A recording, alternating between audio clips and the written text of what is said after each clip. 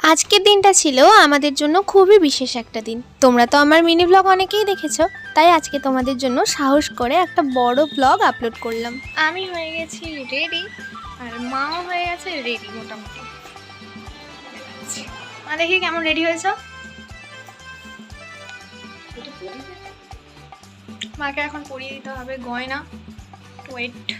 আজকে ছিল আমার মামাতো দিদির সাধভক্ষণ অনুষ্ঠান। জানো তো, আমাদের সবার মধ্যে নতুন একজন আসবে, আর তার জন্যই তো আমরা এতদিন সবাই অপেক্ষা করছিলাম। তাই সকাল থেকেই মনটা এমন হয়েছিল যেন কোনো উৎসব লেগেছে আমাদের জন্য। আমি গলায় ওড়না নেবো, পরবো না। ওড়নাটা নিয়ে ওদের সঙ্গে দেখা হচ্ছে। তবে এত কিছুর মধ্যেও আমাদের মাথায় একটা চিন্তা সব সময় ছিল, যেটা হলো টমি আর জিমিকে বাড়িতে রেখে যেতে হবে। আর ওরা আসার পর থেকে এই প্রথম এতক্ষণ আমরা ওদেরকে ছেড়ে কোথাও যাচ্ছি, তাই একটা ভয় তো কাজ করছে। তাই ওদের জন্য খাবার জল বেরোনোর আগেই ঠিকঠাক করে দিচ্ছিলাম। পটি করবি না?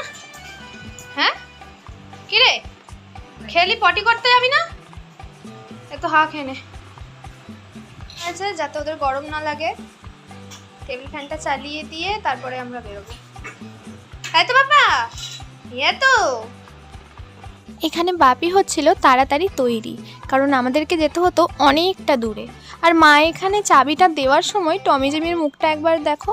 আমার তো একদমই ইচ্ছে করছিল না ওদেরকে রেখে যেতে, এত মায়া ভরা মুখ, কিভাবেই যে ওদেরকে রেখে যাই। তারপর আমাদের জগদ্দলকে বাপি বের করলো আর সোজা চলে গেলাম আমরা মিষ্টির দোকানে। অনুষ্ঠানের জন্য আমাদের বেশ কিছু জিনিস নেওয়ার ছিল, সেটাই আমরা তাড়াতাড়ি নিয়ে নিচ্ছিলাম। আর মিষ্টি দেখলে আমার তো জিভ থেকে একদম টস করে জল পড়ে, কিন্তু কিছুই না, লোভ সংবরণ করে আমরা চলছিলাম দিদির বাড়ির উদ্দেশ্যে। রাস্তা দিয়ে যেতে যেতে চারপাশের দৃশ্যগুলো আমার বড্ড সুন্দর লাগছিল। আর দেখো, দিদিদের বাড়িতে এই ছোট্ট ছোট্ট ফুলের গাছগুলো কত সুন্দর। ছোট ছোট এই মুহূর্তগুলোই তো আসলে একটা দিনের স্মৃতিকে আরো মধুর করে তোলে, তাই না? পৌঁছে অনেক দিন পর অনেক আত্মীয় স্বজনের সঙ্গে দেখা হলো, আর জমে থাকা অনেক কথা সেদিনই শেষ করে নিলাম। আর দিদিও এখানে সাজগোজ করে তৈরি হয়ে নিচ্ছিল, আর আমি ওকে ভিডিও করতে করতে বলছিলাম যে এটা আমি আমার দিদিকে পাঠাবো, কারণ ও এবারে একদমই যেতে পারেনি ওর কাজের জন্য। চারিদিকে হই চই হাসি ঠাট্টা, বুঝলাম নতুন মানুষ আসার আনন্দে সবাই মেতে উঠেছে। আর দেখো, এবাড়ির আর একজন পুচকে, কি সুন্দর না? ও শুধু ভাবছে কি হচ্ছে রে বাবা, আমি তো কিছুই বুঝতে পারছি না, আর মিটমিট করে সবার দিকে চেয়ে রয়েছে। এরপর দিদিকে বসানো হলো আশীর্বাদের জায়গায়। সবাই তাদের 2 হাত ভরে শুভকামনা আর আশীর্বাদ দিল দিদিকে। আর আমার মাও গিয়ে দিদিকে সবার প্রথমে আশীর্বাদ করছিল।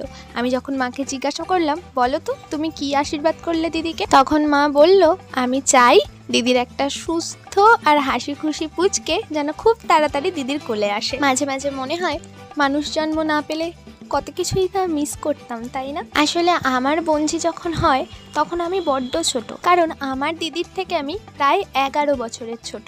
তাই সেভাবে সাধভক্ষণ অনুষ্ঠান কিভাবে হয়, নতুন মানুষ আসার আনন্দ কেমন হয়, আমি তখন কিছুই বুঝিনি।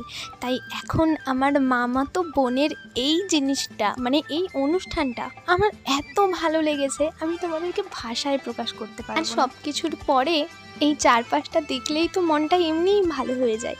এত সবুজ, এত সুন্দর, আর কোথায় পাবো? কিন্তু এত কিছুর মধ্যেও না বারবার টমি জিমির কথাই মাথায় আসছিল। যেহেতু ওদেরকে বাড়িতে একা রেখে এসেছি, তাই ইচ্ছে থাকলেও আমরা বেশিক্ষণ আর থাকতে পারিনি।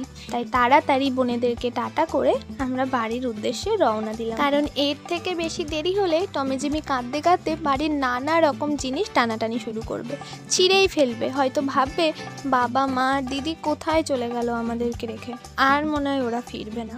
আসলে ওরা তো কথা বলতে পারে না, তাই ওদের মনের ভাব কি হচ্ছে সেটা আমিও বুঝতে পারি না। তাই ওই আশঙ্কা নিয়েই তাড়াতাড়ি পৌঁছে যেতে হয় আমাদেরকে। আর ফেরার পথে এই রাস্তাটা দেখো কত সুন্দর না?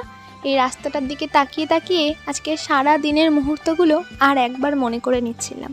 সকাল থেকে সাজাগোজা, দিদির বাড়ি আসা, নতুন অতিথি আসার আনন্দ, খাওয়া দাওয়া, সব কিছু মিলিয়ে আজকের দিনটা আমার কাছে একদম মেমোরেবল হয়ে থাকবে।